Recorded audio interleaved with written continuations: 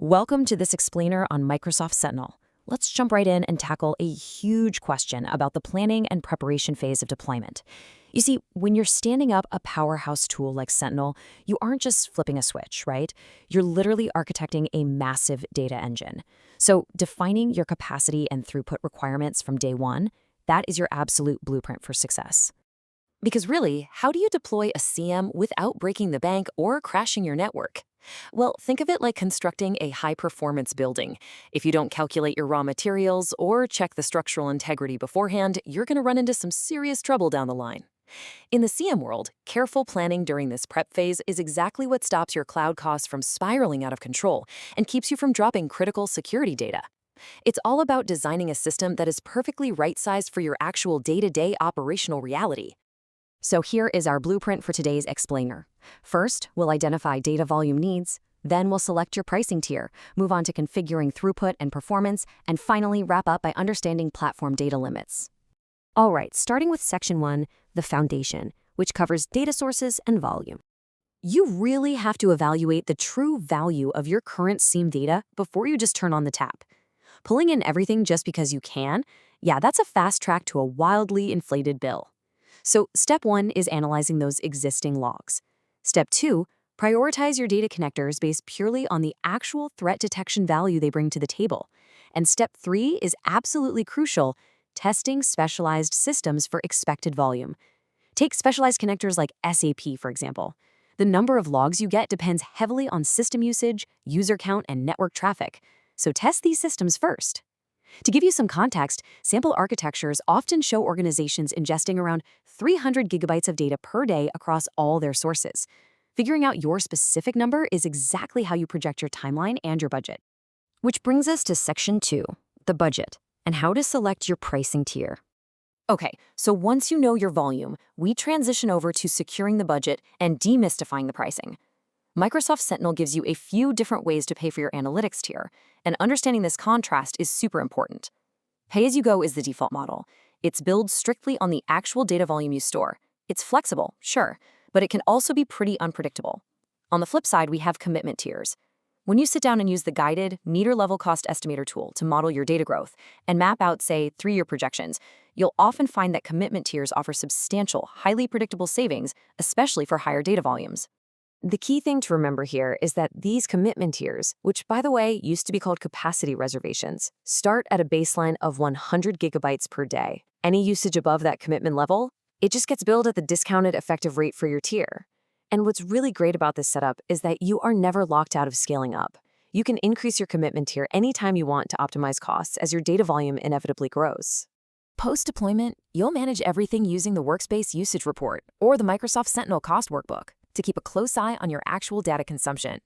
This kind of reporting gives you incredible visibility into latency, any delays for different data types, and even the exact amount of free versus billable data flowing into your workspace.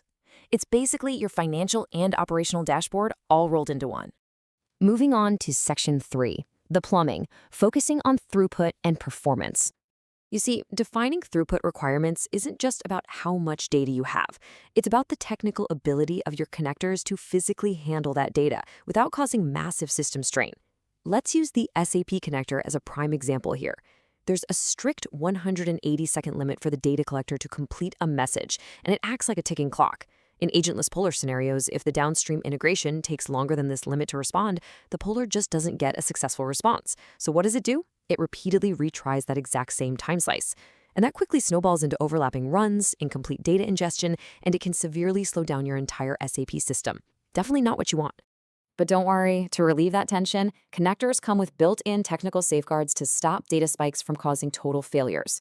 For really busy systems, you can adjust parameters like time chunk to retrieve your data in smaller, more digestible intervals. That significantly reduces your memory and CPU footprint. You can also override the max rows parameter to limit the number of records processed in a single window. And hey, if your response time still can't be reduced below that 180-second limit we just talked about, you have the option to switch to an SAP CPI internal scheduler. It essentially trades real-time threat protection for a much higher tolerance to those long-running responses, which keeps your system perfectly stable. Finally, let's look at Section 4, the zoning laws. These are your strict service and data limits. Because no matter how perfectly you plan your volume or fine-tune your throughput, Capacity planning absolutely has to account for the fixed platform data limits within Microsoft Sentinel. Let's start with watch lists. A single workspace can hold an absolute maximum of 10 million active watch list items. Now, watch lists are fantastic for correlating reference data. Think lists of high-value assets or recently terminated employees. But if your volume pushes past that 10 million mark, you simply have to redesign your approach and start using custom logs instead. There's just no way around it. Next up, we have to talk about the entities within your alerts. When an alert fires off, it can identify and extract up to 500 entities. We're talking user accounts, IP addresses, file names, that sort of thing. However, the total size of that entities area is capped at a very strict 64 kilobytes. To put that into perspective, that's roughly the file size of a single low-resolution meme. As entities are identified, they get added in one by one. But the very second that field hits 64 kilobytes, any remaining unidentified entities are just completely dropped from the alert. We also run into strict parameters when it comes to surfacing custom event details in those alerts. Sometimes your analysts need to see very specific data points immediately without having to dig through a mountain of raw events. For these custom details, each analytics rule is limited to exactly 20 key value pairs per alert. Take a look at the custom details limit right in the middle of the summary table. Those 20 custom details we just mentioned, they have a combined size limit of just 2 kilobytes per alert. So any values that go over that tiny 2 kilobyte limit are simply dropped. It really highlights exactly why being precise in your query design is absolutely vital.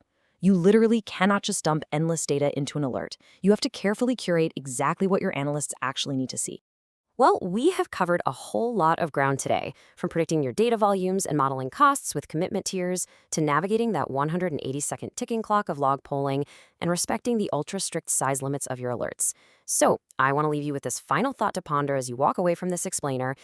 Is your infrastructure truly ready to handle the pressure of a fully optimized CM? Or is it time to head back to the blueprint? Thanks so much for joining me today, and definitely keep these parameters in mind as you plan out your deployment.